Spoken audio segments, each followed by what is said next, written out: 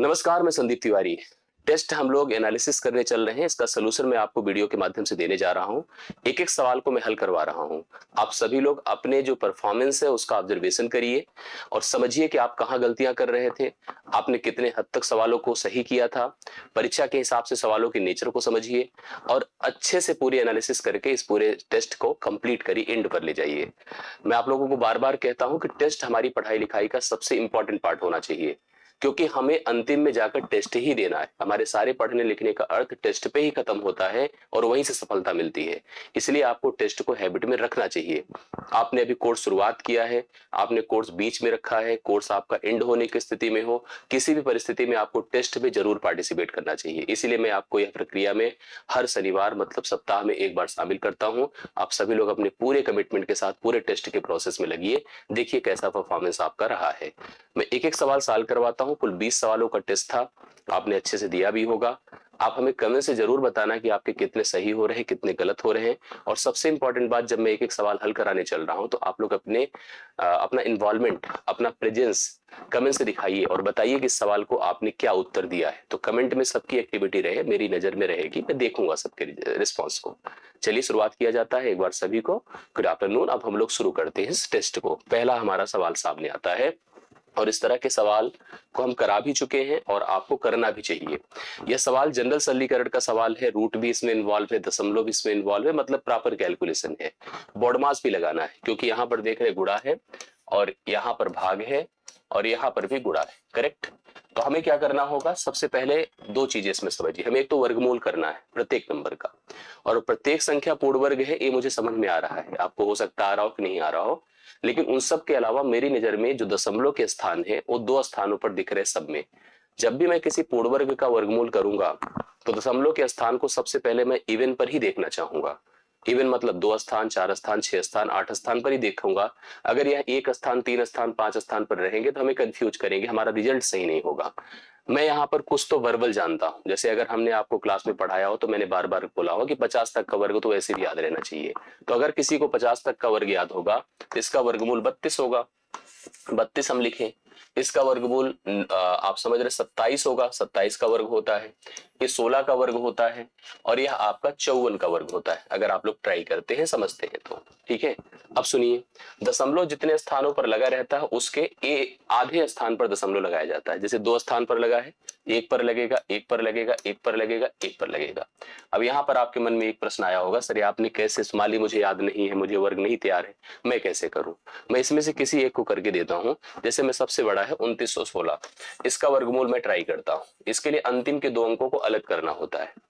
अंतिम अंक के लिए दो ही संख्या हो सकती है जो 6 देगी। 4 का वर्ग करने से 6 आएगा और 6 का वर्ग करने से 6 आएगा। तो 4 की और 6 की दो पॉसिबिलिटी अपने पास बनती है। करेक्ट। पहला जो हमारा पेयर है वो 29 है। 29 के लिए एक ऐसी संख्या सोचिए जिसका वर्ग 29 हो या उससे कम हो। 5 का वर्ग 25 होता है, 6 का 36, तो यहाँ पर 5 इसके लिए सुटेबल होगा।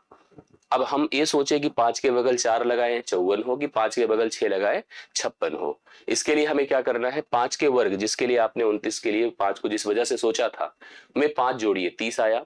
30 29 से अगर बड़ा है तो छोटा सिलेक्ट होगा, अगर ये छोटा आता तो बड़ा सिलेक्ट होता। इसका मतलब 54 इसका वर्गमूल बनकर आया। ऐसे सबका होगा। दशमलव के स्थान हमेशा आधे हो जाते हैं जब वर्गमूल करते हैं। अब बाकी जो हमारे पास ये इनटू है, ये डिवीजन है, ये इनटू है। अब आपको क्या करना होगा, सुनिए। अब आपको सबसे पहले यहाँ पर बॉड मास के हिसाब से डिवीजन करना चाहिए। मतलब इनको ऐसे देखिए, सेट करिए, यह 2.7 डिवाइड बाई 1.6 हो जाए। बाकी ये दोनों टर्म जो 3.2 है ये मल्टीप्लाइड होगा और ये भी मल्टीप्लाइड होगा 5.4। करेक्ट है। अब आपको क्या करना चाहिए, यहाँ पर देखिए सीधा सीधा कट रहा है, 16 दूना 32। दशमलव के स्थान अगर सेम होते तो डायरेक्ट काट सकते हैं। 27 दूना 54, 5.4 हो गया। 5.4 इंटू 5.4, फिर वहीं पहुंच गए जहां से आए थे। 5.4 का ही तो वर्ग इतना था, तो उसी का प्रोडक्ट कर रहे हैं। फिर से 2916 होगा।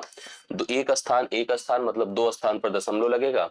29.16 ऑप्शन नंबर ए इस सवाल के लिए करेक्ट आंसर। तो सब लोग एक बार कमेंट करके बताइए किसका किसका सही हुआ। 29.16 पहला ऑप्शन इस सवाल का राइट सोल्यूशन आपके सामने है। दूसरे सवाल पर आते हैं। वेन डायग्राम का सवाल है। एक कॉलेज में कुल छात्र हैं 5000, टोटल 5000 स्टूडेंट्स हैं। इसमें 3500 छात्रों को कॉफी पसंद है। ये ऐसे होनहार छात्र हैं जो कॉफी पीना पसंद करते हैं, करेक्ट। 2500 ऐसे छात्र हैं जो बड़े सीधे साधे बेचारे, वो कहते हैं सर हमको चाय पीना पसंद है, हम चाय पी लेते हैं। 2000 तो ऐसे बदमाश हैं जो चाय भी पी लेते हैं और कॉफी भी पी लेते हैं, कहते हैं हमको सब मिल जाए, कोई फर्क नहीं पड़ता। कितने ऐसे छात्र हैं जो बड़े सीधे साधे हैं, जिनको कोई भी पेय पसंद, अर्थात ये गंदे पेय जो चाय कॉफी होते हैं उन्हें पसंद नहीं है, ऐसे बच्चों की संख्या में बतानी है। वेन डायग्राम बनाया जाएगा, एक तो कॉफी का, दूसरा चाय का, ठीक है। अब मैंने आपसे कहा कि कॉफी पीने वाले कुल कितने हैं, 3500। यहाँ पर ये जो गोला बना है पहला वाला कॉफी का है 3500, चाय पीने वाले 2500, ये गोला 2500 का है चाय पीने वाले। ऐसे संख्या, ऐसे बच्चों की संख्या जो दोनों पीती है वो ए हिस्से में होगी। मतलब अगर जैसे हमसे कोई पूछे कि कितने लोग केवल चाय पीते हैं, तो मैं केवल ये जो पार्ट बना है ना चांद की तरह, इसको निकालना पड़ेगा। केवल कितने, ऐसे कितने लोग हैं जो केवल कॉफी पीते हैं, इस हिस्से को सोचना पड़ेगा। इसके लिए मुझे उस वैल्यू की, उसके बारे में जानकारी हो जो दोनों में बिलोंग करते हैं, अर्थात चाय और कॉफी दोनों हिस्से में रहते हैं। और उनकी संख्या देखिए सवाल में कितना दिया, 2000। मैंने यहाँ लिखा 2000।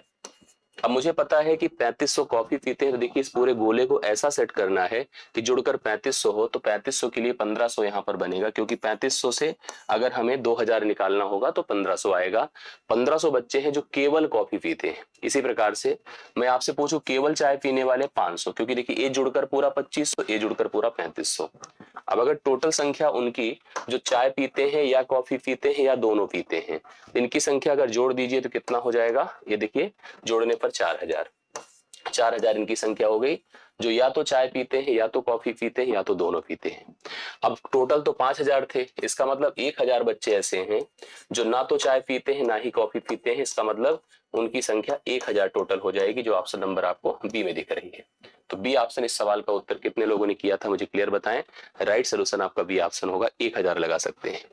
अगले सवाल पर आइए, एडवांस का सवाल है और 2D का सवाल है। क्या है सवाल, एक वृत्त की त्रिज्या हमसे पूछ रहा है, करेक्ट, जिसका जो क्षेत्रफल है एक ऐसे ट्रेपीजियम, ट्रेपीजियम का मतलब होता है समलंब चतुर्भुज, के क्षेत्रफल के समान है, जिसकी ऊंचाई 4 सेंटीमीटर और इसकी जो समानांतर भुजाएं हैं इसकी जो लंबाई 37 और 40 सेंटीमीटर। ट्रेपीजियम कुछ ऐसे होता है, ट्रेपीजियम देखिए ऐसे कुछ होता है, ये ट्रेपीजियम है, ये इसके समांतर है, ध्यान दीजिएगा ये इसके समांतर है। एक भुजा इसकी 40 है और एक भुजा इसकी 37 है। इन दोनों समांतर भुजाओं के बीच की दूरी 4 सेंटीमीटर है। हमें जब भी किसी ट्रेपीजियम का एरिया करना हो, ठीक है, तो एरिया क्या होता है, इसका एरिया होता है 1/2 सम ऑफ द पैरेलल साइड, समांतर भुजाओं का योग, 40 + 37 कर देते हैं, करेक्ट, गुणे उनके बीच की दूरी।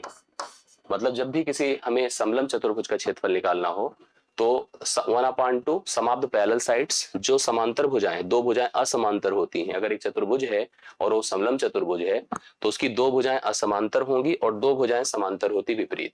सभी मतलब विपरीत भुजाएं समांतर नहीं होती, नहीं तो आयत बन जाए वो।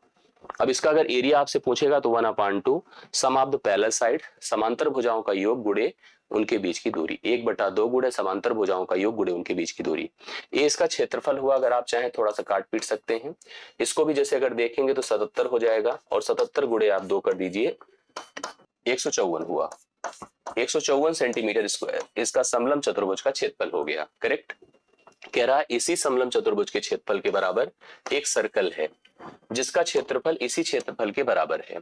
सर्कल की रेडियस होती है, सर्कल का एरिया इसी के एरिया के बराबर है।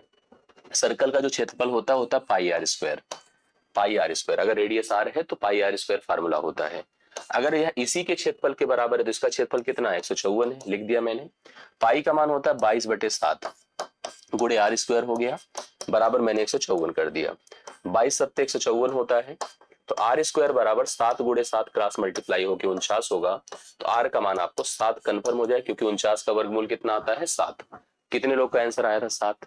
यहाँ पर सवाल में हमसे क्या वृत्त की त्रिज्या ही पूछा था, तो त्रिज्या यहाँ पर 7। थोड़ा सा सवाल को और बड़ा बनाता तो कह देता कि वृत्त की परिधि क्या है, वृत्त का क्षेत्रफल तो भाई दिया ही, वही क्षेत्रफल होगा। व्यास क्या है, कुछ और भी डिफरेंट पूछ सकता था। वृत्त के चारों तरफ अगर हम कटीले तार लगवाएं तो उसकी अगर रेट दिया हो तो कॉस्टिंग कितनी आ जाएगी। थोड़ा सा अगर स्टैंडर्ड और बढ़ाना चाहे तो बढ़ा सकता है। फिलहाल तीसरे सवाल का उत्तर है, आप लोगों ने नोट कर लिया होगा, 7 सेंटीमीटर करेक्ट आंसर आ रहा है। अगले पर आइए। देखिए ये सवाल, देखिए अभी पुलिस का एग्जाम हुआ था, एलसीएम एचसीएफ का सवाल ऐसे ही पूछा गया था, बहुत लोग कंफ्यूज थे, गलत हो गए, टीचर भी कंफ्यूज हो जाते हैं इस तरह के सवालों में। सवाल में कहा है मेरे पास 1.75 है, ठीक है, 5.6 है और 7 है, 3 नंबर है, इनका हमसे एलसीएम पूछ रहा है।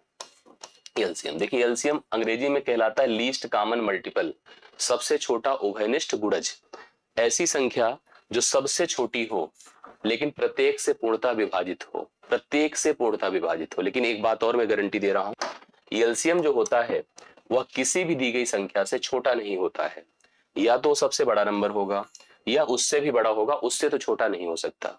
अगर इसने हमसे कहा था पहले एलसीएम फिर एचसीएफ भी पूछा है, तो संख्या जो आएगी एलसीएम ना वो 7 या, क्योंकि इनमें तीनों में आपको सबसे बड़ा कौन दिख रहा है, 7 ही दिख रहा है, तो 7 से बड़ा ही होगा या 7 के बराबर होगा, उससे छोटा तो नहीं हो सकता।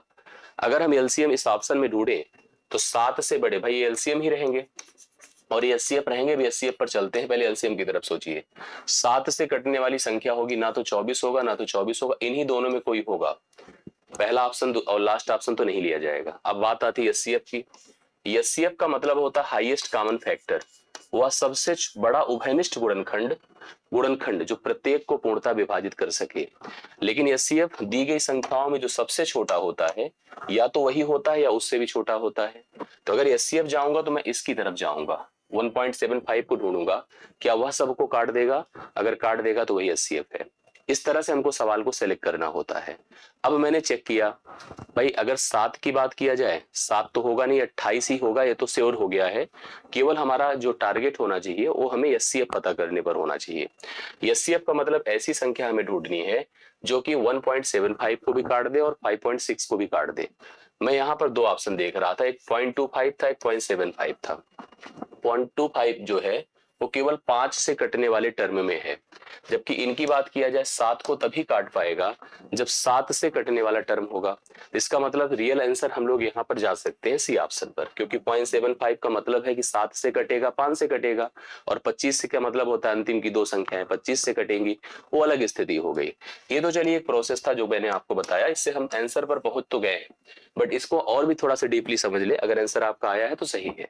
फिलहाल मैं कैसे करूंगा, 1.75 है, 5.6 है और 7 है। आपको क्या करना चाहिए ऐसे सवालों के लिए, दशमलव का स्थान बराबर करना चाहिए। ये देखिए बराबर कर दिया, दशमलव गायब कर देना चाहिए, कर दिया। अब ये 175 हो गया, ये 560 हो गया और ये 700 हो गया, करेक्ट है। अब मुझे अगर एलसीएम करना है तो एलसीएम में हमें सबसे बड़े के पास जाना चाहिए, क्या वो सबसे कट रहा है, नहीं।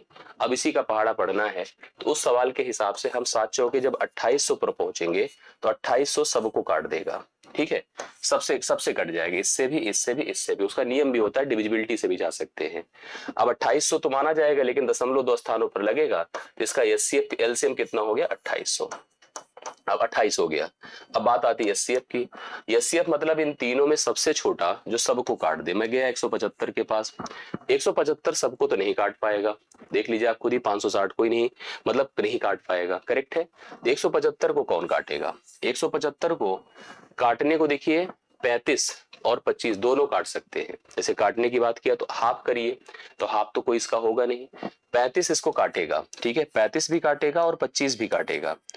25 सत्ते 175 होता है, 35 पंचे होता है, 5 पचे 25, 5 या 15 2 17। हम इन दोनों में किसको सेलेक्ट करेंगे, एक तो अगर मान लो 25 सबको काट भी देता, मान ली देखिए 25 इसको काटेगा, 25 दूना 50, 1 जीरो, भाई यहाँ पर कितना आएगा, 6 जीरो, नहीं काट पाएगा। 560 को 25 नहीं काट सकता क्योंकि अंतिम दो अंकों को नहीं काट पा रहा है, तो 25 वैसे भी चला गया। 35 सबको काट देगा क्योंकि 35 से कटने का मतलब 7 से कटना और 5 से कटना, 7 से कटना और 5 से कटना, इस हिसाब से 560 35 से कट जाएगा, और 35 दूना 70 होता है, 700 को तो काट ही रहा है। और एक बात मैं बता दूं, अगर मान लो 25 भी सबको काट देता तब भी मैं 35 को ही सिलेक्ट करता, क्योंकि मुझे सबसे बड़ा लेना है, वह संख्या जो सबसे बड़ी हो। तो इस हिसाब से मैंने सी ऑप्शन को सिलेक्ट किया है, आप लोग लगा सकते हैं। बाकी जो कॉमन मेथड होते हैं उनका उपयोग भी कर सकते हैं। चलिए चौथा सवाल डन है। पांचवें पर आइए। चीनी के मूल्य में 20% की जब कमी होती है तो सुधीर के पास एक बजट था, 960 रुपए, 960 में वो चीनी खरीदा करते थे। 6 किलोग्राम उन्हें अधिक चीनी मिल जाती है, 960 में 6 किलोग्राम ज्यादा चीनी मिलती है, चीनी का प्रति किलोग्राम घटा हुआ मूल्य जो रेट डिक्रीज हुआ है वो आपसे पूछा गया है। दो तरह से मैं करता हूं। एक तो दिमाग में रख लीजिए, अगर हमारा बजट समान है तो रेट मतलब दर, दर का अनुपात हमेशा मात्रा के अनुपात के व्युत्क्रमानुपाती होता है। दर अगर बढ़ेगी, रेट बढ़ेगा तो सामान हमें कम मिलेगा। दर अगर घटेगी, जैसे चाल होता है, चाल बढ़ेगी तो समय घटेगा, और चाल घटेगी तो समय बढ़ेगा। ये होता है अगर हम कोई यात्रा सामान तय करते हैं। उसी प्रकार से भी होता है, अगर हमें जो सामान पहले 20 में मिलता था, 20 रुपए पर केजी, 100 रुपए मेरे पास मान लीजिए था, तो हमें वह 5 किलोग्राम मिलता। लेकिन अगर मान लो अब रेट 24-25 हो गया, अब वही 100 रुपए में मुझे 4 ही किलोग्राम मिलेगा, क्योंकि रेट बढ़ गया। तो रेट बढ़ा तो सामान हमें कम मिलेगा, इस ओर है। तो रेट और मात्रा एक दूसरे की व्युत्क्रमानुपाती होती, इस पर भी जा सकते हैं। मैं यहाँ पर कुछ ऐसे भी बता दूं, जैसे दर, दर मतलब रेट, ठीक है, दर का मतलब रेट पर केजी जो भी दिया है, और क्वांटिटी मतलब मात्रा, क्वांटिटी का मतलब क्या है, मात्रा। चलिए देखते हैं। 20% की कमी मतलब 1/5। इसको हम क्या लिखेंगे कि अगर रेट पहले 5 था तो 1 घट करके रेट कितना हो गया, 4। जो रेट पहले 5 था 1 घटकर 4 हो गया। मान लीजिए मेरे पास 960 का बजट था, और जिस सामान को हम खरीदने गए थे वह 5 रुपए पर केजी मिल रहा था। तो मैंने 5 से इसको जब भाग किया तो 5 1 के 5 होता है, 5 9 45, 5 2 192 किलोग्राम मिलता। 5 दूना 10, 5 9 45, 1 46, 5 1 के 5 4 9, करेक्ट। अगर मान लीजिए अब 4 रुपए पर केजी के हिसाब से मिल रहा है तो 24 चौके 96, 240 किलोग्राम मिलता। कितना ज्यादा मिला है आप खुद ही देख लीजिए, देख लीजिए। 10 से 2 8 होता है, 13 से 9 4, 48 किलोग्राम ज्यादा मिला है। 48 किलोग्राम ज्यादा मिला है। और रियलिटी में, ये तो अनुपात में है ना, रियलिटी में कितना है, 6। तो 6 बराबर क्या कर दो, 48। 1 बराबर क्या कर दो, 8। 1 बराबर 8। चीनी का घटा हुआ मूल्य कितना है, 4। तो 4 बराबर कितना होगा बताइए, 4 8 32। तो 32 रुपए पर केजी इस समय रेट है, जो कि ऑप्शन नंबर कहां पर दिया है, डी में। तो ऑप्शन नंबर डी में दिया। एक तो ये तरीका था। दूसरा, अगर हम जैसे रेट हम देख रहे हैं 5 4 है, तो मात्रा हम 4 5 कर दे, ये मात्रा हो गई। ऐसे भी देखिए हम सोच सकते हैं मात्रा कितनी। अब हम एक काम करें, 6 के हिसाब से मैं इससे 6 से भाग कर दूं, 24 कितना होगा, 6 1 के 6 कितना, 16 6 के 96 होता है ना, 160 कर दिया। अब अगर मुझे घटा हुआ रेट निकालना है, तो यहाँ पर घटा हुआ रेट निकालना है, तो ये मात्रा इसकी कितनी है, 5। मात्रा से भाग करो रेट आ जाएगा, 5 से भाग करिए, 5 या 15, 5 दूना 10, वैसे भी आ जाएगा 32। समझ रहे हैं।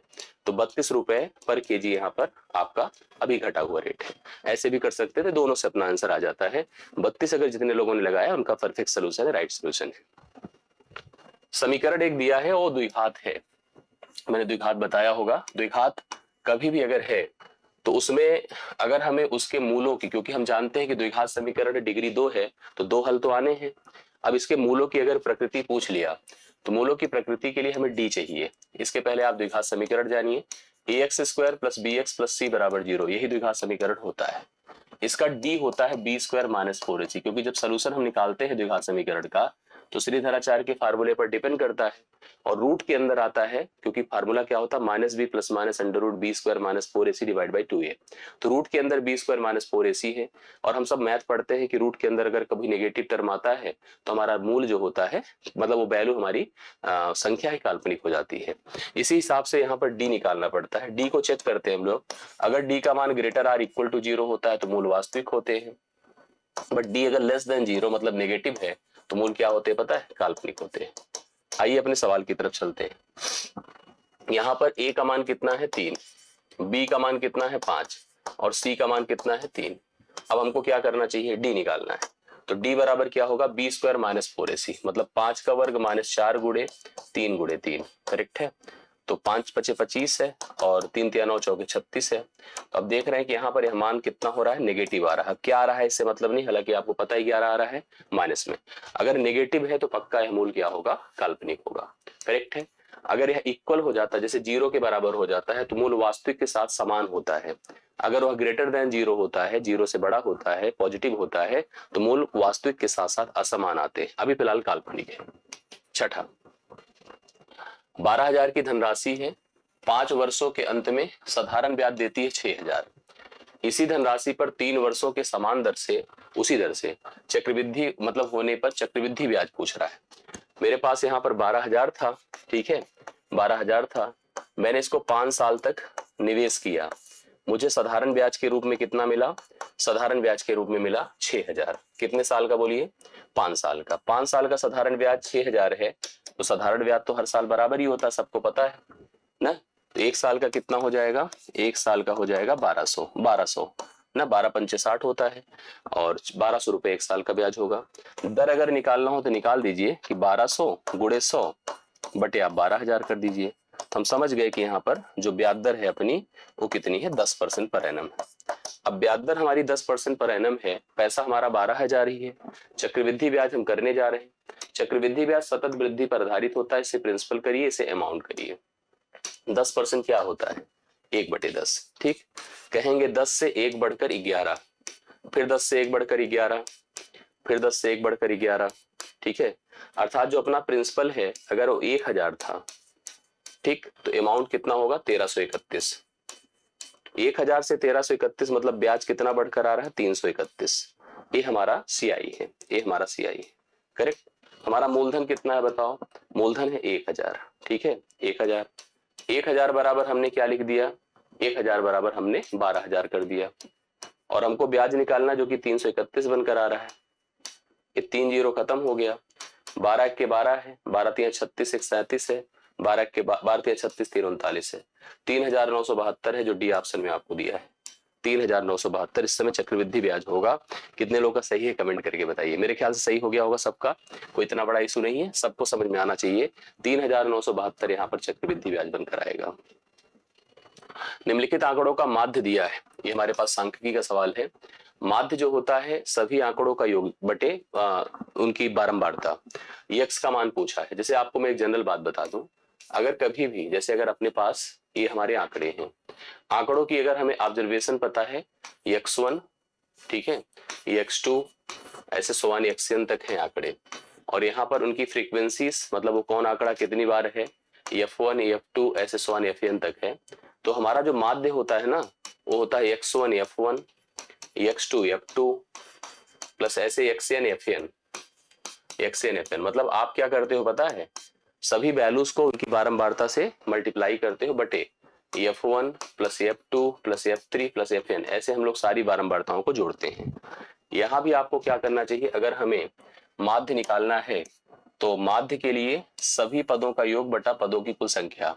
यहाँ भी आपको fi xi करना होगा। गुणा करिए 210, गुणा करिए कितना हो गया 210, यह कितना होगा 25x, ठीक है, यह कितना होगा 22 सत्ते 154, 1540। इसका जब गुणा करेंगे तो 35 पंचे 5 पचे 25, 5 15 तो 17, कितना हो जाएगा, देखिए अगर हम इसका गुणा करते हैं कितना हो जाएगा 85। अच्छा एक चीज और दिमाग पर रखिए, जैसे 35 गुणे 85 है भाई, ऐसे देखिए हमें करने को तो कर दो, 35 पंचे कितना होता है 5 पचे 25, 5 175 अभी किया था पीछे, 5 हासिल 17 और 35 अट्ठे अगर करता हूं तो 35 दूना 70 होता है, चौके 140, 280 हो गया। 280 में अगर 17 जोड़ देते 297 हो गया, 80 10 90 7 97, 297 ये 2975 होगा।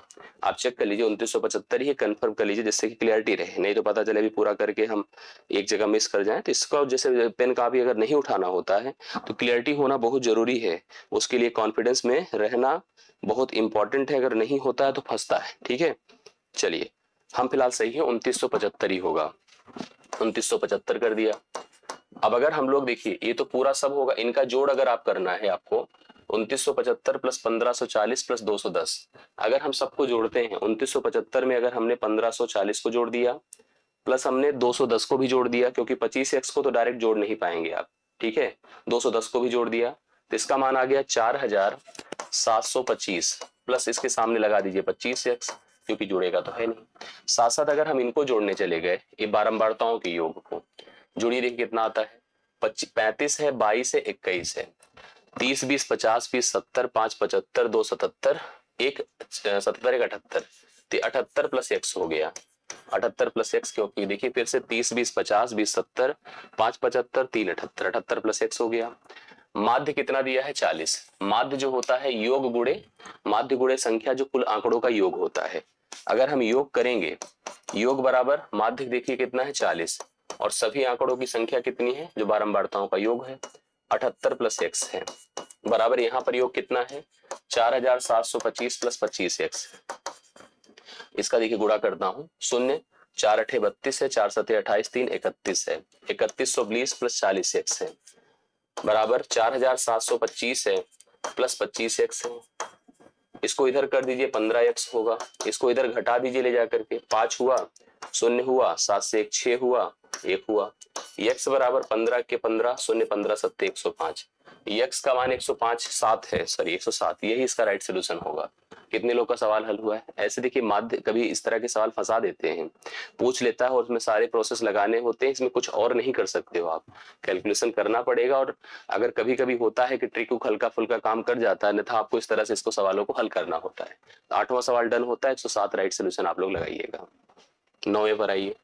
140 में 15 की दर से कुछ फल खरीदे गए। जैसे एक दुकानदार है, उसने कुछ फल खरीदा किसी थोक विक्रेता से, वहां पर 140 रुपए में 140 रुपए देने पर 15 से केले मिल गए। दूसरी दुकान पर गया, उतने ही फल खरीदा, वहां पर 120 में ही 10 फल मिल गए। उसने लाया, सबको मिला लिया अपनी दुकान पर, मिला करके अपने ग्राहकों को 132 रुपए में एक दर्जन मतलब 12 केले बेचे उसने। इस पूरे लेन देन में अर्थात इस पूरे व्यापार में उसे कुल कितने % का लाभ हुआ है? पहले खरीदा उसने, फिर खरीदा उसने, मतलब जैसे यहाँ पर जितने सामान खरीदो उतने ही सामान उसने फिर खरीदा। उसने क्या किया, 140 में 15 खरीदा, तो एक सामान का रेट कितना होगा? 140 बटा 15, ठीक है। और उधर अगर उसने 120 में 10 खरीदा तो 120 बटा 10 यहाँ रेट होगा। ले जाकर मिलाकर सबको बेचा तो उसने 132 में 12 बेचा, 132 में 12 बेचा, तो यहाँ पर रेट कितना हो जाएगा एक सामान का? 132 बटे 12। अब हमें एक ऐसी संख्या चाहिए जो तीनों से कटे, तीनों का एलसीएम। 15, 10 और 12 के लिए अगर हमने सोच लिया तो 60 आप ले सकते हैं ना, 60 सबसे कट जाएगा, 15 से भी, 10 से भी, 12 से। 15 चौके 60, 4 बार गया, 14 चौके 56, 560 हुआ। 10 से डिवाइड करिए, 10 छंगे 60, 12 छंगे 72, 720 हुआ। 12 पंचे 60, 5 दूना 10 होता है, 5 तिया 15, 1 16, 5 1 के 5 1 6 होता है, 660 हुआ। करेक्ट है। याद रखिएगा, एक सामान की प्राइस, एक सामान की प्राइस, कितने सामान की प्राइस हो गई? 2 की। ये 2 सामान की प्राइस है, ठीक है। एक सामान यहां से आया था, एक सामान यहां से आया था, दोनों सामान को मिलाया, और यहाँ पर लेकिन ये जो विक्रय मूल्य केवल एक सामान का है, तो इसको 2 का पहले बना लीजिए। 2 का बनाएंगे तो वही देखिए कितना हो जाएगा, 1320 हो जाएगा। 0 हुआ, 4 दूना 132 होता है। सोचिए खरीदा उसने कितने में, जोड़ लीजिए, 0 6 2 8 5 1280 में खरीदा और 1320 में बेच रहा है। तो 1280 में खरीदा और 1320 में बेच रहा है। सोचो कितने का फायदा हुआ, सोचते हैं। पहला काम 0 0 से खत्म कर दीजिए। 128 4 32, 4 बढ़ा 4 गुड़े 100 बटे आप 128 कर दीजिए, 128, ठीक है। अगर मैं 4 गुड़े 100 बटे 128 करता हूं तो 4 1 के 4 होता है, 4 तिया 12, 4 दूना 8, फिर 4 8 32 करिए, 4 25 बार 100 होता है, 25 बटे 8, 8 त्रिक 24, 3 सही 1 बटा 8% का यहाँ पर फायदा है, लाभ है। ऑप्शन नंबर ए सवाल का राइट सोल्यूशन। 9वां सवाल आपका डन होता है, करेक्ट। चलो 10वें पर आइए। यदि एक व्यक्ति एक वस्तु को उसके क्रय मूल्य से 10% कम में बेचता है, जितना उसकी कॉस्टिंग होती है उसके 10% कम में बेचता है, कह रहा है कि यदि उसने 332 रुपए अधिक में बेचा होता तो उसे 20% का लाभ हो जाता। वस्तु का आरंभिक विक्रय मूल्य क्या है? प्रारंभिक विक्रय मूल्य क्या है बताना है। सबसे पहले वस्तु की क्रय मूल्य कितना होता है? 100%। अभी तक क्या करता था वह? 10% कम अर्थात 10% की हानि अर्थात 90% में बेचता था। अब क्या किया? 20% का लाभ ले रहा है, 120% में बेच रहा है। इसने हमसे कहा पहले इस प्राइस में बेचता था, अब अगर उसने पैसे बढ़ा दिए, कितना? 332, तो उसे 20% का लाभ अर्थात 120% प्राप्त हो गया। एक बात मुझे बताइए, यहां से यहां तक पहुंचने में कितने परसेंट का फायदा हुआ, कितने परसेंट का डिफरेंस आया? 30 का। 30% की वजह से ही 332 रुपए बढ़ा है।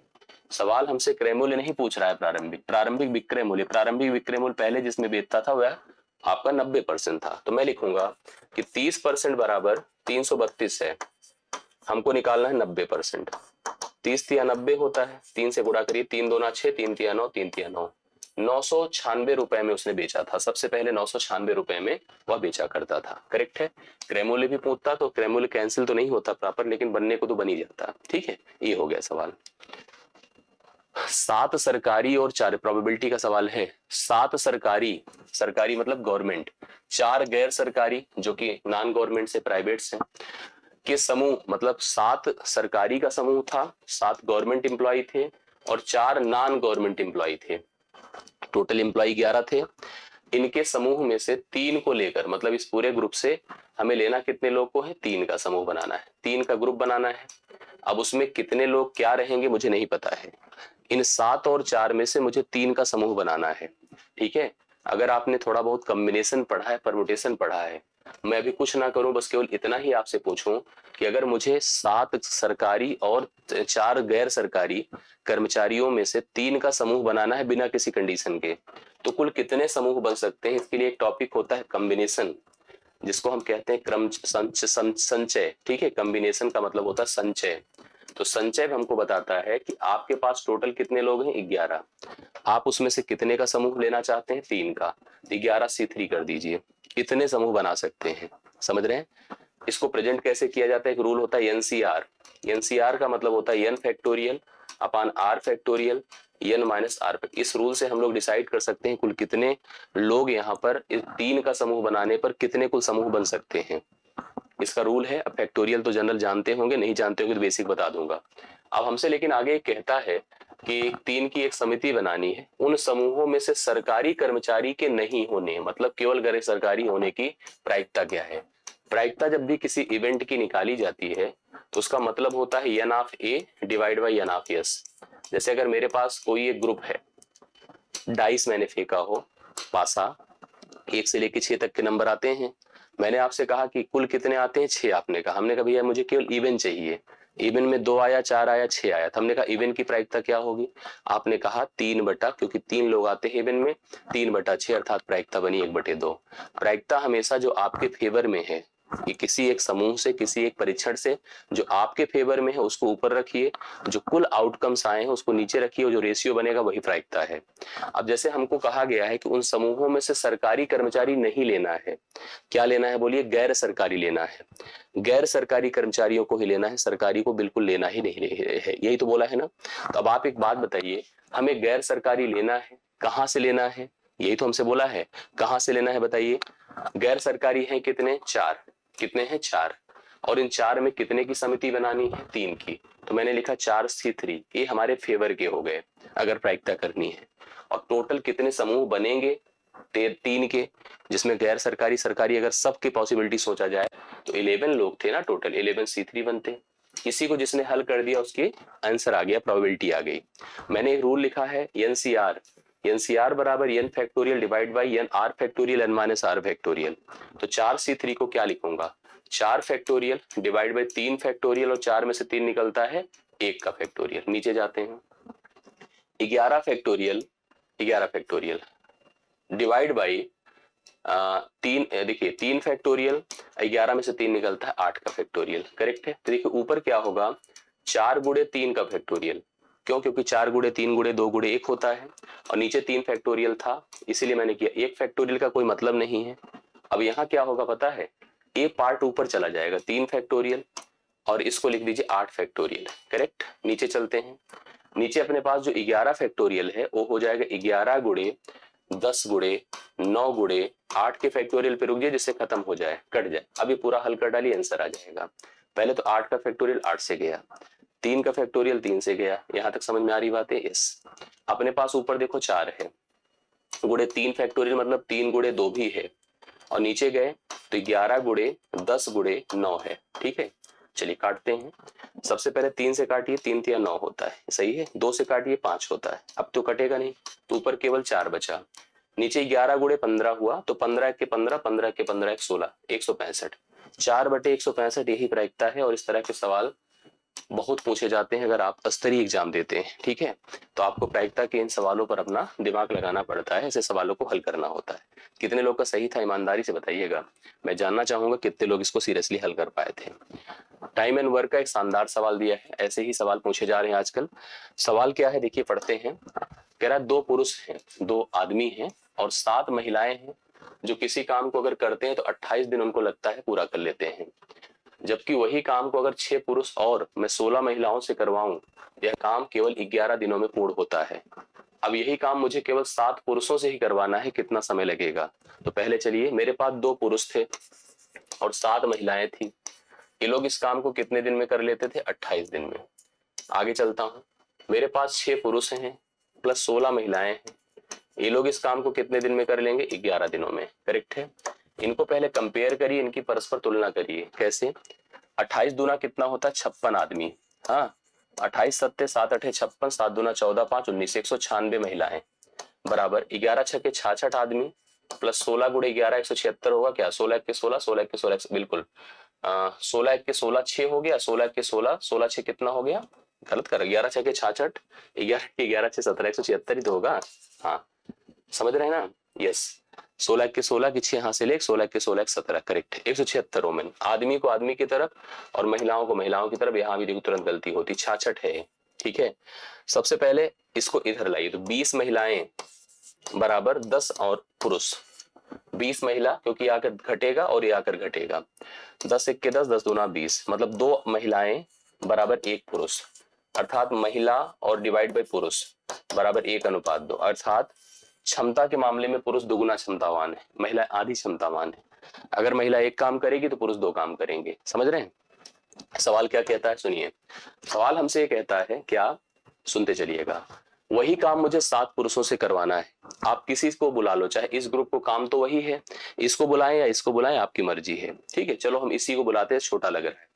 6 पुरुष हैं, 16 महिलाएं हैं। करेक्ट है। काम कितने दिन में होता है? 11 दिन में। 7 पुरुषों से काम करवाना है, 7 पुरुषों से काम करवाना है, पुरुष मतलब मेल। कितना दिन लगेगा? एक पुरुष एक दिन में कितना काम करता है? 2। तो 6 दूना कितना काम करेगा? 12। एक औरत एक दिन में कितना काम करती? 1। कितना काम करेगी? 16। गुड़े कितना कर दो? 11। 7। एक पुरुष एक दिन में कितना काम? 2। गुड़े कितना? दिन। करेक्ट है। 16 12 क्या होता है? 28। गुड़े कितना? 11 बराबर 7 गुड़े कितना है? 2। गुड़े कितना है? डी। 7 दूना 14, 14 दूना 28, 11 दूना 22, 22 दिन लगेगा। अगर केवल 7 पुरुष उस काम को करते हैं तो 22 दिनों में कार्य को लोग डन कर देंगे, खत्म कर देंगे। 12। चलिए, ये बहुत शानदार सवाल है। देखिए, अशोक के पास 60 रुपए प्रति किलोग्राम, अशोक कोई एक पर्सन जो शायद दुकानदार है, 60 रुपए प्रति किलोग्राम और 85 रुपए प्रति किलोग्राम के ऐसे 2 प्रकार के गेहूं हैं। उसके पास गेहूं है अलग अलग। एक गेहूं की प्राइस 60 रुपए पर केजी है, दूसरा गेहूं 85 रुपए पर केजी है। दोनों को मिलाना चाहता है और मिला करके इस मिश्रण को 84 रुपए प्रति किलोग्राम की दर से बेचता है और बेच करके 20% का मुनाफा भी कमाता है। ये सेलिंग प्राइस, ये ध्यान रखिएगा। तो पूछा मिश्रण में इन दोनों प्रकार के गेहूं, मतलब पहला गेहूं जो 60 रुपए पर केजी है, 60 रुपए पर केजी है, और दूसरा गेहूं जो 85 रुपए पर केजी है, इन दोनों प्रकार की गेहूं की मात्राओं का अनुपात पूछ रहा है। मैं आपको बता दूं, जो पहला गेहूं है 60 रुपए पर केजी, दूसरा गेहूं है 85 रुपए पर केजी। ये दरअसल रेट है, मतलब दाम है। और अगर गलती से आपने 84 लिख दिया बीच में एलिगेशन के लिए कि हम अनुपात बना लें, गलत हो, क्योंकि ये जो 84 है ना, विक्रय मूल्य है। ये विक्रय मूल्य, बाकी ये दोनों रेट हैं, उनके दाम है, क्रय मूल्य है। तो अगर ये विक्रय मूल्य है 84, तो आपको सबसे पहले इसका क्रय मूल्य बनाना पड़ेगा कि उस जो मिश्रण बनाया उसका रेट क्या बनकर आया, उसकी प्राइस क्या बनकर आई। मुझे पता चला ये 84 जो है ना 20% के मुनाफे पर है, मतलब लाभ पर है, जो 1/5 होता है। इसके हिसाब से यह अगर क्रय मूल्य होगा तो यह लाभ होगा, और विक्रय मूल्य 5 में 1 जोड़कर कितना होगा? 6 होगा। हम लिख दें कि 6 बराबर 84, 1 बराबर 14 छंगे 84, 14, और हमको निकालना क्या? क्रय मूल्य जो कि 5 है। 14 पंचे कितना होगा? 70। यहां मैंने लिखा 70। करेक्ट है। एलिगेशन अब लगाइए, ये देखिए, क्योंकि ये क्रय मूल्य हो गया ना, तब सही है, तब हम एलिगेशन लगा सकते हैं। 10 का डिफरेंस होगा और 15 का डिफरेंस होगा। 5 या 15 होता है, 5 दूना 10।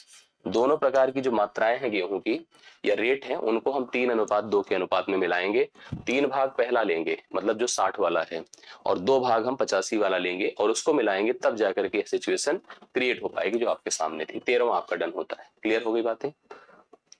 14 देखिए, एक जीपी का सवाल है, गुणोत्तर श्रेणी का।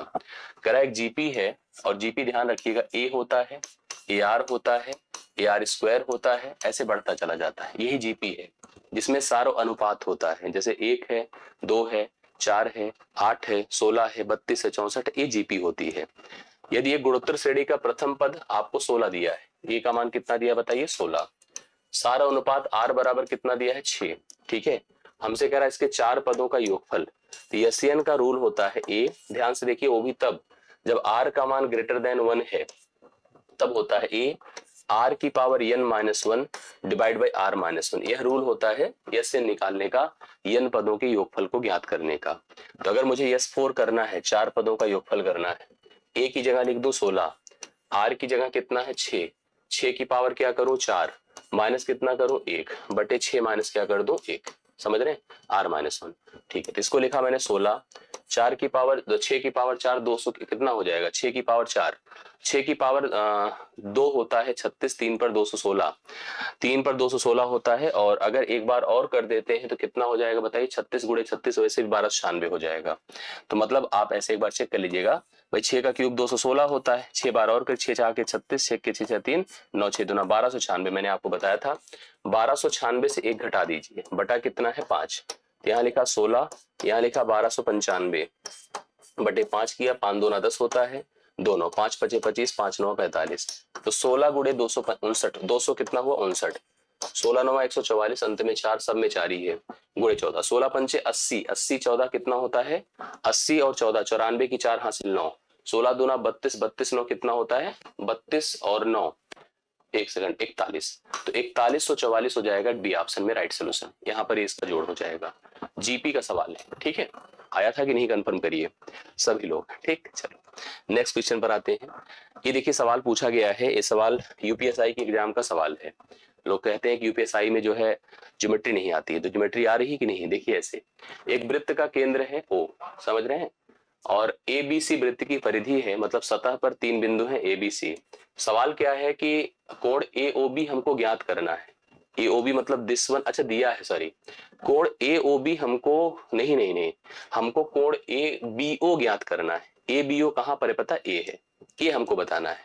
दिया क्या है, ए ओ बी ओ सी दिया है अपने को बी ओ सी ए वाला दिया है। मैं आपको सर्कल के बारे में थोड़ी जानकारी देता हूं। अगर सेंटर है, सतह पर 2 बिंदु है ए बी, अब यहां पर हमने क्या किया, केंद्र पर कोई कोण बनाया, जो भी बनाया, तो अगर यही सतह पर हम जाकर बनाएंगे थीटा, तो यहां पर बनेगा 2 थीटा, समझ रहे हैं। इसका मतलब ये समझ गया कि अगर यहाँ 160 है, ये पूरा का पूरा कितना हो जाएगा पता है, ये पूरा का पूरा आपका 80 हो गया।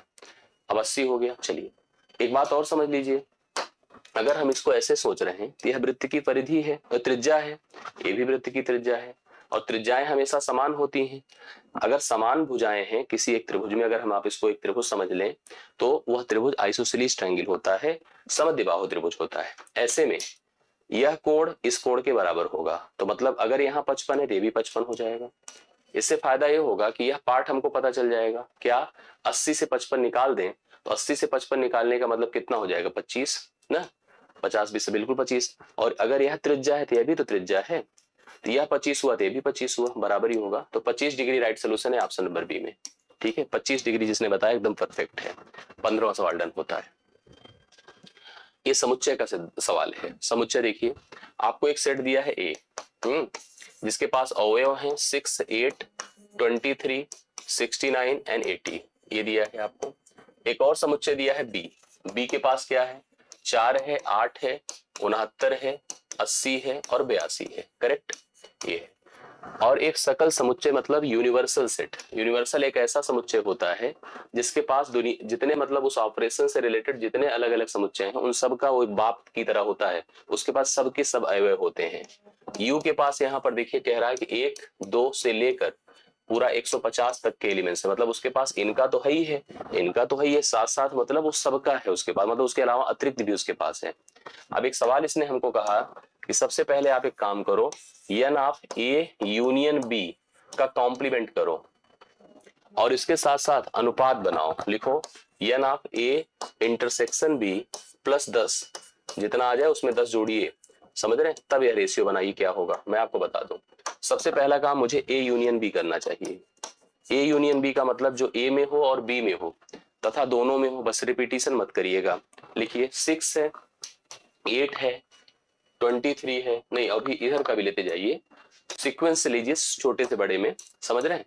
देखिए अपने पास क्या क्या है, जैसे यहां पर अगर सोचा जाए सबसे छोटा कौन है, 4 है, और यहां पर देखिए 6 है, 8 ले लिया, 23 ले लिया, 69 ले लिया, 80 ले लिया और 82 ले लिया, इतने एलिमेंट्स हमने ले लिए total, correct. A union B हो गया। अगर मैं ए यूनियन बी, जैसे इसने कहा है कि ए यूनियन बी की अगर हम बात करें तो हमारे पास इतना है, जबकि यहाँ पर हमने हमारी जरूरत कितनी है, n of A union B के कॉम्प्लीमेंट की। तो आपको बता दूं कि अगर मुझे A union B, n of A union B कोई पूछेगा तो मैं कितने एलिमेंट बताऊंगा बताइए। अगर जैसे मैं मुझसे कोई पूछे कि कार्डिनल नंबर इसका कितना है, तो आप कहोगे 1 2 3 4 5 6 7 टोटल है, इसका कार्डिनल नंबर कितना है 7। और कॉम्प्लीमेंट आप जानते हैं क्या होता है, कॉम्प्लीमेंट जैसे मुझे इसका कॉम्प्लीमेंट करना है ए यूनियन बी का, तो इसका कॉम्प्लीमेंट मतलब वो एलिमेंट जो इसमें नहीं है, यूनिवर्सल में है, वही कॉम्प्लीमेंट है। अब उनको लिखना यहाँ संभव है, नहीं लिख पाओगे आप। हाँ, कॉम्प्लीमेंट जरूर बता दूंगा, n of A union B का कॉम्प्लीमेंट का कार्डिनल नंबर क्या होगा। भाई यहाँ 1 से लेकर 150 है, अर्थात कुल 150 एलिमेंट हैं।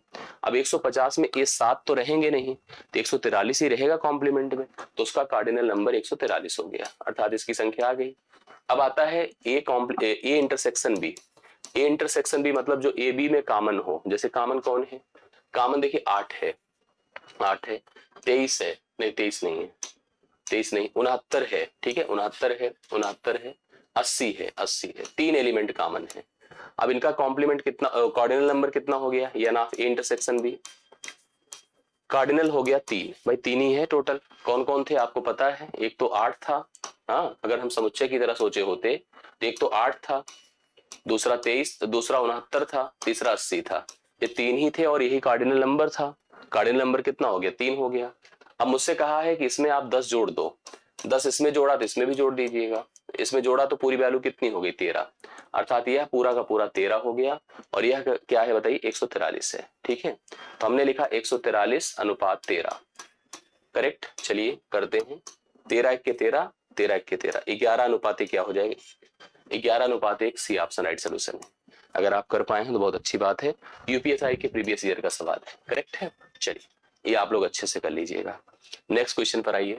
उस बेलन का आयतन हमसे पूछ रहा है जिसकी त्रिज्या दिया है 17.5 और उसकी ऊंचाई 12 सेंटीमीटर है। पाई का उपयोग हमें 22/7 की तरह करना है। ये बेलन है अपना, ये बेलन है और बेलन की सेंटर है, उसकी रेडियस है, ये इसकी हाइट है ना, ये इसकी हाइट है। हमें अगर आयतन बताना है तो आयतन जो होता है पाई आर स्क्वायर इंटू क्या होता है h, pi r square h होता है।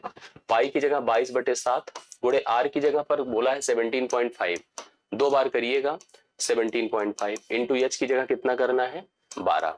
बस एक काम करिए, थोड़ा दशमलव बढ़िया से मैनेज करिए, दशमलव हटाइए एक 0 बढ़ेगा, फिर दशमलव हटाइए यहाँ भी देखिए 10 आया, करेक्ट। बाकी चेक करते हैं, देखिए हम 7 को पहले खत्म करते हैं, 7 से काटा 7 दूना 14, 7 दूना 14 होता है, 7 पचे 35, 25 सत्ते 175 होता भी है, सबको पता है। 25 चौके 100 होता है, करेक्ट है। 4 तिया 12 होता है, ये भी सही है। अब अपने पास है 22 गुणे 175 और गुणे आपका 3 है, ठीक है, गुणे आपका कितना है 3 है, तो गुणा तो होगा अपने पास। यहाँ पर देखिए पहले इसको करता हूँ, 22 पंचे 110 होता है, कैरी 11, 22 सत्ते 154 होता है, 154 10 164, 1 65, 165 की 5 हाथ से 16, 22 1 के 22 16 कितना होता है 38 होता है। गुणे कितना कर दे 3, 3 शून्य शून्य, 3 पचे 15 की 5 हासिल, 3 अठे 24, 1 25 की 5 हासिल 2, 3 तिया 9 2 11, 11,550। बी ऑप्शन इसका राइट सोल्यूशन है, समझ रहे हैं, बी ऑप्शन इसका राइट सोल्यूशन है। आप लोग 17वें सवाल को नोट कर सकते हैं। नीचे दिए गए दंड आलेख में एक संगठन के विभिन्न विभागों में कार्यरत कर्मचारियों की संख्या को दिखाया गया है। इसके नीचे दी गई सारणी में अलग अलग विभागों में कार्यरत पुरुष तथा महिलाओं का अनुपात दिया गया है। इस दंड आलेख का तथा सारणी का भलीभांति अध्ययन करना और नीचे दिए गए प्रश्नों का उत्तर देना है। सवाल देखिए, दो तरह के ग्राफ हैं, एक आपका वर्टिकल बार डायग्राम है और एक आपका टेबल है जिसमें रेशियो दिया है। मतलब जैसे एक कार्यालय है, उसमें कई अलग अलग डिपार्टमेंट है, एचआर है, विपणन है, आईटी है, वित्त है, उत्पादन है और मर्चेंडाइजिंग है, ठीक है। इसके कितने कुल कर्मचारी हैं, संख्या टोटल डायग्राम से दिया है, उनमें प्रत्येक में कितने पुरुष और कितनी महिलाएं, इसका अनुपात दिया है। जैसे अगर मैं एचआर को टारगेट करूं तो एचआर में टोटल कर्मचारी कितने हैं 225। कोई मुझसे पूछे कितने पुरुष और कितनी महिला, तो मैंने यहाँ पर अनुपात देखा 9 और 16 का है, अनुपाती पदों को जोड़ा तो 25 आया। 25 की तुलना मैंने 225 से किया, 1 का मान 9 होता है, तो पुरुषों की संख्या 9 9 81 हो गया और महिलाओं की संख्या 16 9 144 हो गया। ऐसे हम लोग आंकड़े अपने हिसाब से जरूरत के निकाल लेंगे जिसकी जरूरत पड़ेगी। अब सवाल पर चलिए। सवाल कहता है कि सभी विभागों में कार्यरत पुरुषों की कुल संख्या कितनी है। सभी विभागों में कार्यरत पुरुषों की कुल संख्या। अब ये थोड़ा सा टफ हो गया सवाल, क्योंकि इसमें कैलकुलेशन बढ़ गया। कैसे बढ़ गया? अब मुझे सारे लोगों का निकालना पड़ेगा, समझ रहे ना, क्योंकि सभी विभागों के पुरुष पूछा है और हम डायरेक्ट कोई ऐसा प्रोसेस नहीं है, न तो बांटने का प्रोसेस है, न तो कर सकते हैं। जैसे हाँ, यहाँ अलग अलग करना चाहिए भाई, इतने आंकड़े हमें मिल जाते हैं कभी किसी परीक्षा में। जैसे मैंने पीछे बताया 16 9 25, 25 की तुलना आप किससे करो? 225 से। तो 9 का मान बताइए कितना हो जाएगा? 25 नवा होता है, 9 9 81, अर्थात यहाँ पर पुरुष कितने हो गए? 81। इधर चले आई विपणन में, 3 2 कितना होता है? 5। 5 की तुलना किससे करो? 275 से। 275 है आपके पास। पुरुषों की संख्या कितनी है? 3। 5 पचे 25 होता है, 5 पचे 25। ठीक है, एक सेकंड, 5 से काटिए, देखिए 3 का मान निकालना है। 5 पचे 25, 5 तिया 15, 165 कितना हो जाएगा? 165। यहाँ पर इसकी संख्या 165 हो गई। ठीक है, इसकी 165 हो गई। अब देखिए आईटी पर चलिए, आईटी में संख्या कितनी है? 200। ठीक, 31 9 40 होता है, 40 बराबर आप 200 कर दो, और निकालना किसका मान? 9 का। 40 पंचे होता है, 5 बार गया, 5 9 45। तो यहाँ पर पुरुष कितने बनकर आए? 45। वित्त पर गए, 175 संख्या है। 3 2 कितना है? 5। तो 5 बराबर 175 करें। पुरुष कितने हैं? 2। ठीक है, 5 से डिवाइड करें, 35 जाएगा, 35 पंचे और 35 दूना 70, अर्थात कितने पुरुष आए? 70। उत्पादन पर आइए, 375 संख्या है, 11 4 15 होता है। 15 बराबर 375 करें, और पुरुष की संख्या 11 है। 15 दूना 30, 15 पचे 75, 25 हो गया। 25 गुणे 11, 11 पचे 55, 11 दूना 22, 22 5 27, 275। ठीक है, मर्चेंडाइजिंग देखिए 350 टोटल है, 4 3 7 है, 7 बराबर 350, 1 बराबर 50। ठीक है, और पुरुष 4 है, 4 बराबर 200, 200 पुरुष। अब टोटल जोड़िए आप लोग। ठीक है, ये सभी पुरुषों को जोड़ रहे हैं। सवाल बढ़ गया ना, देखिए अच्छा है। 200 200 400 हो गया, 401 500 हो गया, 500 लिख लेते हैं। फिर देखिए 80 60 140 140 40 2 140 200 180 180 70 250 250 70 320 320 320 जोड़ दिया, 820 हो चुका है अभी तक। करेक्ट है। 5 1 6 6 5 11 11 5 16 16 और जोड़ दीजिए, तो 836 हो जाएगा। यहाँ पर पुरुषों की संख्या 836 है, जो ऑप्शन नंबर आपको सी में दिया है। तो कैलकुलेशन ऐसे बन जाते हैं, ऐसा नहीं सारा ओरली आता है। कई सवाल ऐसे स्टैंडर्ड हो जाते हैं जिसमें हर लेवल पर, देखिए सवाल कैलकुलेशन में टफ नहीं होता है। सवाल केवल क्या होता है ना, मतलब स्टेप्स में टफ हो जाता है, ज्यादा करना पड़ता है। सवाल देखिए अगला क्या है? उत्पादन विभाग में कर्मचारियों की संख्या तथा मर्चेंडाइजिंग विभाग के कर्मचारियों की संख्या का अनुपात। उत्पादन विभाग में कर्मचारी कितने हैं बताएं? उत्पादन में 375, और मर्चेंडाइजिंग विभाग में टोटल कर्मचारी, ये देखिए आसान बन गया कि नहीं? एक सवाल बन गया। कैसे, किससे कटेगा? 7 से, 7 पचे 50 50 हो गया, 7 पचे 35, नहीं 7 से नहीं कट रहा था है ना, 5 से पहले 25 से काट दें, या 5 से पहले काट दें। 5 सते 35 और 5 पचे 25, सही है। 5 सते 35 सही है, फिर 5 से गया, 15 पचे 75 होता है, और 5 से 14 पंचे 70 होता है। 15 अनुपात 14, देखिए यहाँ पर 14 15 भी लिखा है, गलती मत करिएगा। सही ऑप्शन आपका पहला हो जाएगा। लास्ट क्वेश्चन हम लोग करने जा रहे हैं, किस विभाग में महिलाओं की न्यूनतम संख्या कार्यरत है? लीजिए, किस विभाग में महिलाओं की न्यूनतम, अब ऐसे सोचना बड़ा टफ होता है, लेकिन मैं आपको बता दूं, इसमें अगर मुझे करना है तो हमें, जैसे ऐसे में टोटल देखिए कितने हैं? 6 विभाग हैं। अब ऑप्शन के हिसाब से चलिए तो हमें 4 ही विभाग टेस्ट करना होगा। जैसे पहला है विपणन, तो विपणन ए है। अभी पीछे हम लोगों ने किया था, एक बार और कर देंगे, कोई ऐसी बात नहीं कि हमको कोई एग्जाम तो दे नहीं रहे। 3 2 5 है, देखिए ध्यान से, 5 है, 5 बराबर विपणन कहाँ है? विपणन ए है, 275। ठीक है, 275। महिलाएं कितनी है? 2। 5 पचे 25, 5 पचे 25, 110 महिलाएं। कहां पर? विपणन में 110 महिलाएं। करेक्ट। अब दूसरा देखिए उत्पादन, इन्हीं चारों को चेक करिए, सबको नहीं। उत्पादन कहाँ है? ये लास्ट, 11 4 15। ठीक है, 15 बराबर 375 ना, और निकालना महिलाएं हैं 4 बराबर, तो 15 दूना 30 है, और 15 पचे 75, 25 होता है ना, 25 चौके 100। यहाँ पर महिलाएं कितनी बताएं? 100। यहाँ महिलाएं 100 है। HR पर आइए, तो HR ऊपर ही था, अभी पीछे किया था हम लोगों ने, 144 शायद आया था, 144 आया था, याद है मुझे, क्योंकि 25 16 9 25 था, 25 बराबर 225, 25 बराबर 225, तो 1 बराबर 9, 16 9 144 करेक्ट था। और वित्त हुआ, वित्त लास्ट में है, 2 3 कितना होता है? 5, और वित्त वहां पर 175 है, 1 बराबर 15 25 कितना हो गया, 35 पंचे 175 होता है। यहाँ पर 3 की संख्या है, 3 पंचे 15, 3 3 9 10 100। सबसे कम है उत्पादन में, उत्पादन बी ऑप्शन, देखिए टिक भी था, बी ऑप्शन राइट सोल्यूशन है। सबसे कम महिलाएं कहां पर कार्यरत हैं, 4 जो ऑप्शन दिया था उनके हिसाब से उत्पादन में था, बाकी भी 2 ऑप्शन तो इंक्लूड ही नहीं किया था। तो फिलहाल हम लोगों ने इस तरह से सभी सवालों को हल किया। अब आप अपनी कमेंट्स हमें बताइए कितने सवाल आपके हल हो पाए, कितना कर पाए। मैं पीडीएफ इसका टेलीग्राम ग्रुप में आपको भेज दूंगा, ठीक है, डिस्क्रिप्शन में है, आप वहां जुड़े रहिए जिससे कि हम लोग इसको कर सके, ठीक है। तो चलिए बाकी आंसर करके हमें दीजिएगा, कितना आंसर आपका सही था, कितने आप लोग सवाल सही कर पा रहे थे, किस में कंफ्यूजन अभी भी है, मुझे जरूर बताइएगा। मिलता हूँ नेक्स्ट क्लास में आगे, अभी के लिए इतना। थैंक यू सो मच, सभी को धन्यवाद।